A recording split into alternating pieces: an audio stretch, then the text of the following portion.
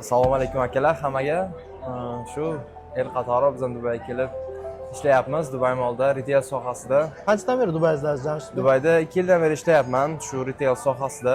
Hozirda Lacoste brendida ishlayman. Dubay molda. Undan oldin Legoda ishlaganman. Ish vaqtlari qanaqa Dubay molda sotuvchilikda?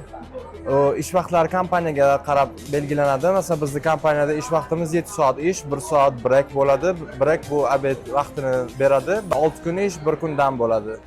Boshida ish topishda qiyinchiliklar bo'lganmi sizda?